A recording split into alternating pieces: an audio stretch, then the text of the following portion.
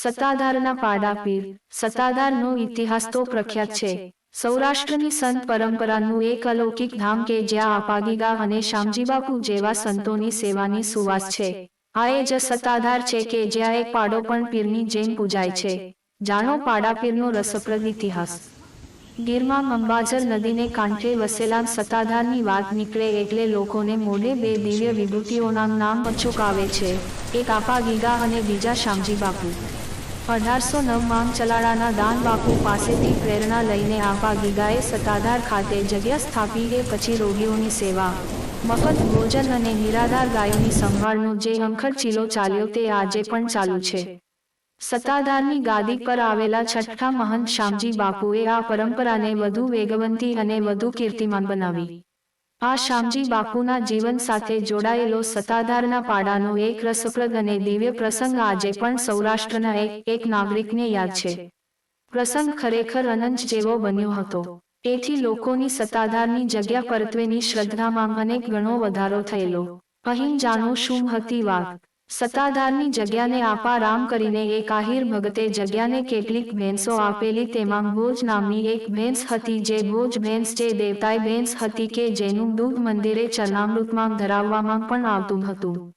આ ભોજ ભેંસના તમામ પાડી પાડાઓને જીવની જેમ જ જાળવવામાં આવતા હતા અને કદી કોઈને દેવાના જ નહીં અને જો દેવાના તો મફતમાં જ દેવાતા હતા ને જેને ઈશ્વરીય શ્રદ્ધા હોય એ મેળવવાનો પ્રયત્ન કરતા। મોટે ભાગે તો કોઈને પાડો કે પાડી દેવામાં જ આવતા નહીં। એવામાં એક દિવસ બપોરે કુંડલા પાસેના નેસડી ગામેથી કેટલાક લોકો આવ્યા અને શામજીબાપુ પાસે માંગણી મૂકી કે અમારા ગામમાં એક સારા પાડાની જરૂર છે। જો સારો પાડો હોય તો એની ઓલાદ સારી થાય ને તો અમને આ પાડો આપો। શામજીબાપુ કહે, ભાઈઓ તમારી વાત સાચી પણ અમારી પાસે હાલમાં કોઈ પાડો દેવાય તેમ નથી અને જે છે એ તો અમારા ખાડુમાં જોઈએ જ। પેલા કહે આ રહ્યો ભોજનો મસ્ત પાડો ને તમે કેમ આમ મોડો ઉત્તર આપો છો? બાપુ કહે અરે ભાઈઓ એ તો અમારી દેવતાઈ ભેંસ ભોજનો પાડો છે અને એની ઓલાદને અમે જગ્યા બહાર પણ ક્યાંને કાઢતા નથી।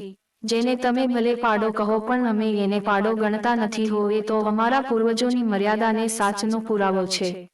પણ સામેવાળા એની લૂલી જીભે હજાર જાતના સામસામા સવાલ કરે છે તો ભોળા અને દરિયાબ દિલના પૂજી શામજીબાપુ તો મૂંઝાયા કે આ લોકોએ ભારે કરી હો।